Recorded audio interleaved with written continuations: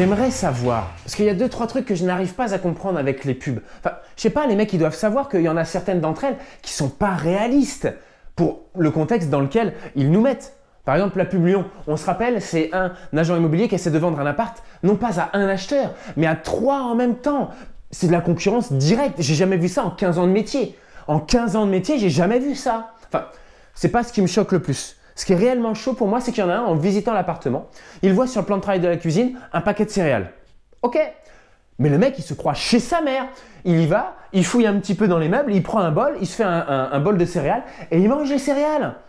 Et pour lui, la réaction la plus normale après avoir mangé ce bol, il rugit dans tout l'appartement.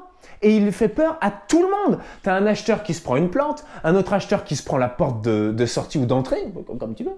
Et tu as l'agent immobilier qui il lui donne les clés. Et le mec a l'appartement. Enfin, je ne sais pas comment ça se passe en 2019, mais de mon temps, De mon temps oh, je viens de prendre 30 ans dans la gueule avec cette expression. Oh enfin, quand j'étais plus jeune, c'est mieux ça. Quand j'étais plus jeune, il fallait un dossier, mais béton si je voulais avoir un appartement. Maintenant, il suffit de se servir, de rugir et tu as un appart. Mais on est où? On est où? Le deuxième exemple, la deuxième pub, c'est celle de Ferrero Rocher de Noël 2018. Je ne sais pas si vous vous en rappelez, je vous rappelle un petit peu les faits. Une femme, d'accord, elle sort, je pense que c'est une boutique Ferrero parce qu'elle sort avec une vraie pyramide de Ferrero qui, cela dit en passant, n'est pas protégée. Hein, vous avez peut-être remarqué. Moi, quand je vais à Leclerc, Carrefour ou Lidl, si je veux prendre des Ferrero Rocher, mais c'est surscotché. Tu as du scotch dans ce sens-là, tu as du scotch dans ce sens-là. S'ils pouvaient mettre du papier bulle autour, ils le feraient. Enfin, c'est impossible de voler un Ferrero Rocher. Elle sort de la boutique avec sa petite pyramide, mais sans protection, tranquille, tranquillou. Enfin bref, c'est pas mon problème. Un mec la heurte ou la borde. Enfin, franchement, je sais pas et je ne veux pas savoir. Les Ferrero tombent. Le mec, il aide à ramasser les Ferrero et il en prend un, il en décortique et il le donne à la fille qui la mange. Jusque-là, tout va bien. Mais à un moment donné, je ne sais pas ce qui se passe, pof, elle enlève son blouson. On se rappelle, d'accord, Noël, moins 15, qu'une robe avec son blouson. Elle enlève son blouson et là, je ne sais pas ce qui lui arrive, hop, elle commence à danser dans tout le village. Hop, elle se balade dans tout le village. Et le pire, c'est que tous les passants autour… Oh bah tiens, si on l'accompagnait, hein? Ouais, tiens, on va danser tous ensemble. Ouh! Moi, je vois ça de mes propres yeux. J'attends qu'il s'en aille. Et je prends tous les Ferrero qui sont par terre, qui n'ont pas ramassé. Je les prends tous, je les mets dans le sac et je me casse. Enfin, non mais c'est quand même dingue. Tout le monde, dans ce monde, sait que c'est faux. C'est faux. Parce que dans la vraie vie, ce qui se passerait, je sors, on me heurte. Mes Ferrero tombent par terre, je me retourne, je m'excuse. Parce que le mec, tu sais pas sur qui tu peux tomber sur un malade mental. Il peut te péter la gueule au premier clin d'œil de travers. Je m'excuse. Et là, il peut y avoir 15 000 passants autour de moi. Il peut y avoir énormément de monde. On peut être au centre de New York. Il n'y en a pas un seul qui va venir m'aider à ramasser mes Ferrero Rocher. Allez, il y a 3-4 gamins, ils vont prendre des Ferrero et ils vont se barrer. Ils vont pas danser. Mais ils vont courir le plus vite possible et dans 3-4 directions différentes parce que comme ça, je ne peux pas tous les prendre d'un coup. Ça, c'est la vraie vie. Le pire dans les exemples que je viens de vous citer, c'est qu'il y a des mecs qui ont été diplômés, qui sont rémunérés pour réfléchir et se prendre la tête à écrire ce genre de pub. Premier exemple. Oh putain, les gars, j'ai une idée d'enfer. C'est une girafe qui mange un arc-en-ciel. Cette girafe, pendant qu'elle mange un arc-en-ciel, elle se fait traire par un homme des îles. Et oui, Farid, tu as bien entendu. Un homme des îles. Et ce qui sort de la girafe, c'est des bonbons de différentes couleurs.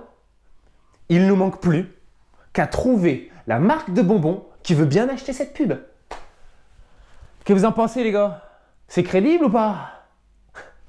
Deuxième exemple. Bon, les mecs. J'ai une idée et j'espère vraiment qu'elle va vous plaire. C'est l'histoire de 3 astronautes, ok? Ils posent, hop, ils plantent le drapeau sur la Lune. Alors, le drapeau varie en fonction du pays qui nous achètera la pub, d'accord? Dès qu'ils plantent le drapeau, tu as un monstre, il sort du cratère, il mange les 3 astronautes, d'accord? La caméra recule et là, on voit un 4e astronaute qui était caché derrière un rocher. Le monstre a fini de manger les 3 astronautes, il commence à repartir hop, dans son rocher, dans sa planque, et là le 4e qui était derrière le rocher, il pète. Il largue un gros pet. Et le monstre se retourne, écran noir, suspense, et voilà. Qu'est-ce que vous en pensez? Il suffit maintenant de vendre la pub à un produit qui pourrait faire péter l'astronaute. Qu'est-ce que vous en pensez les gars? C'est pas mal ou pas? J'ai mis tout mon cœur et tout mon âme. 3e exemple. Bon les gars. Ça fait 72 heures que je suis dessus. Je pense que là, j'ai l'idée du siècle. Écoutez bien. Généralement, quand on est invité chez des gens, on ramène une bouteille de vin, un bouquet de fleurs, une boîte de chocolat. Enfin, on fait tout pour pas arriver les mains vides chez les gens et pour pas passer pour le plus gros des crevards au monde. La personne qui sera invitée, elle ramènera, non pas ses petites bricoles, mais des yaourts. Elle rapportera un pack de yaourts et elle rajoutera « Comme vous êtes des petits gourmands, j'ai apporté le dessert. » Qu'est-ce que vous en pensez les gars? Réfléchissez avant de me dire non, il y a quand même 72 heures de réflexion derrière. Hein? Réfléchissez bien les gars.